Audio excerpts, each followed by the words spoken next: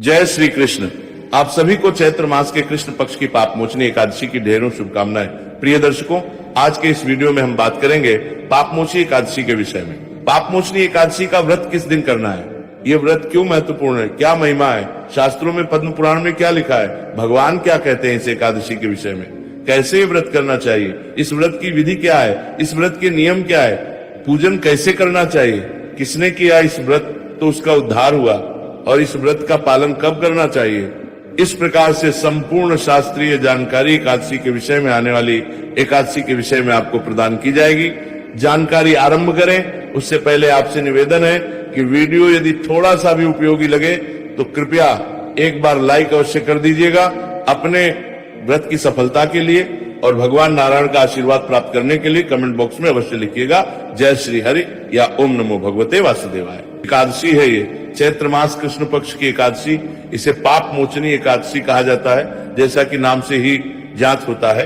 ये एकादशी पापों का मोचन करती है, पापों का नाश करती है, पापों से आपकी रक्षा करती है, पाप के कारण जो आपके साथ अनुचित हो सकता है उससे आपको बचाती है, इसीलिए पाप मोचनी कही जाती है। इसके विषय में बताते हुए भगवान श्री कृष्ण कहते हैं महाराज युधिष्ठिर से कि हे राजा, इसके विषय में चक्रवर्ती नरेश मानदाता के पूछने पर ऋषिलोमस ने जो बताया था वो मैं तुम्हें सुनाता हूं। भगवान श्री कृष्ण कहते हैं कि एक बार की बात है कि जो मानदाता है, जो उस समय पर चक्रवर्ती नरेश थे, पूरी पृथ्वी पर उनका राज्य था, उन्होंने ऋषिलोमस से पूछा कि भगवान, मैं लोगों के हित की इच्छा से ही सुनना चाहता हूं कि चैत्र मास के कृष्ण पक्ष की एकादशी का नाम क्या है और उसकी विधि है, उस पे कर्ण व्रत करने से क्या फल प्राप्त होता है और कैसे करना चाहिए।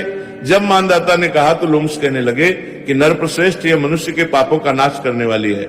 इसकी महिमा को जानने के लिए मैं एक वृतांत सुनाता हूं। वृतांत आता है कि पूर्व काल में एक स्थान था जिसका नाम था चैत्र रथ। वो एक बड़ा सुंदर वन था, वहां पर गान करते थे, अप्सराएं नृत्य करती थी। एक बार की बात है कि एक अप्सरा थी, मंजू घोषा उसका नाम था।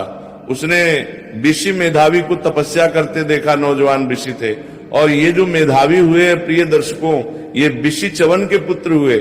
ऋषि च्यवन बड़े ही प्रख्यात ऋषि हुए हमारे, जिनका वर्णन अनेकों पुराणों में भरा हुआ है। तो मेधावी जो है तपस्या कर रहे थे। अब मंजू घोषा ने सोचा कि अगर मैं इनके अधिक नजदीक चली जाऊंगी तो शायद क्या पता मुझे भस्म कर दे, तो वह दूर ही बैठ गई और दूर बैठकर ही वीणा बजाने लगी। बड़ा ही मधुर संगीत उसने वीणा पर उत्पन्न किया और वो मधुर आवाज में मधुर गीत गाने लगी। मुनिश्रेष्ठ मेधावी जो है घूमते हुए उस और आगे, जहां पर वो ये वीणा बजा रही थी और गा रही थी, क्योंकि उसकी जो वीणा बजाने की शैली थी और जो गाना था वो बड़ा ही आकर्षक था, तो रश्य खींचे चले आ रहे थे। एक प्रकार रस्सी पर पूर्ण रूप से काम प्रभाव कर गया, अर्थात कामदेव का प्रभाव हुआ। जब उन्होंने मंजू घोषा को देखा तो काम आसक्त हुए। रस्सी की ऐसी अवस्था देखकर अप्सरा ने उनका आलिंगन किया, और इस प्रकार वो मुनि उस अप्सरा में ऐसे डूबे कि मुनि उचित जो कार्य है उन सबको ही वो भूल गए और उन सबका लोप हो गया, और वो उस अप्सरा के साथ रमण करने लगे। और दिन ही नहीं वर्ष व्यतीत हो गए, उन्हें कोई सुधि नहीं आई। तब एक दिन उस अप्सरा ने कहा कि विश्ववर मुझे जाना चाहिए। तब ऋषि ने कहा कि देवी, जब तक सवेरे की संध्या ना हो जाए तब तक मेरे पास ही ठहरो।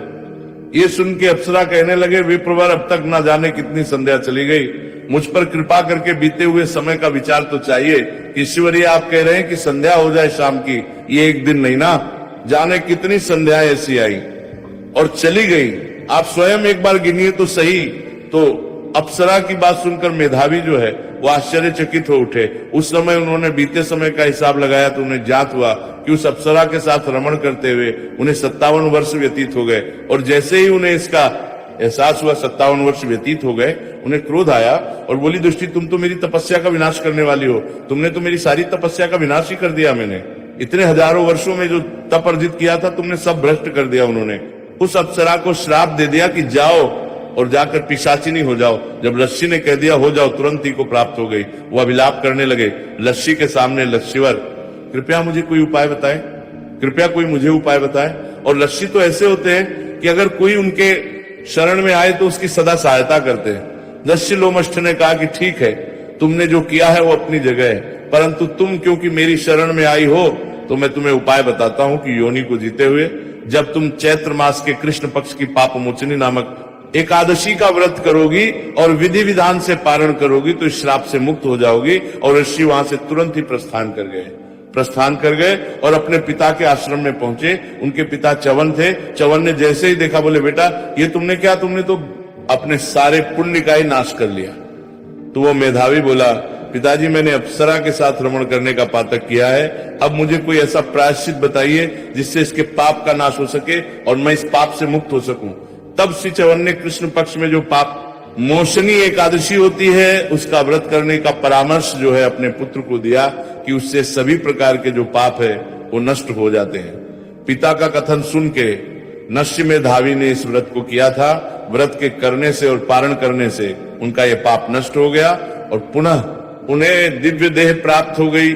उसी प्रकार से उनके कहने पर जब अप्सरा ने इसका व्रत किया तो इस एकादशी के व्रत प्रभाव से उसे उस श्राप से मुक्ति मिली और वह दिव्य देह धारण करके स्वर्ग को चली गई। तो भगवान कृष्ण कहते हैं कि राजा युधिष्ठिर, ये महत्व है, ये फल है इस एकादशी का। ये बड़े से बड़ा पापी भी मुक्ति प्राप्त कर लेता है, उद्धार को प्राप्त हो जाता है।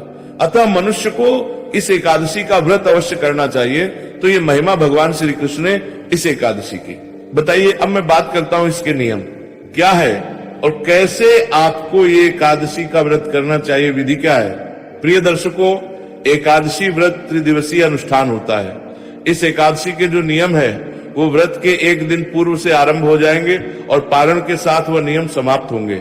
व्रत के एक दिन पूर्व ही आपको कुछ वस्तुओं का त्याग करना है, जैसे लहसुन प्याज आदि का त्याग कहा गया है। शहद का प्रयोग भी वर्जित कहा गया है। एकादशी में तीनों दिन, व्रत के एक दिन पहले व्रत वाले दिन और व्रत के अगले दिन जब आप पारण करते हैं शहद का प्रयोग नहीं किया जाता है।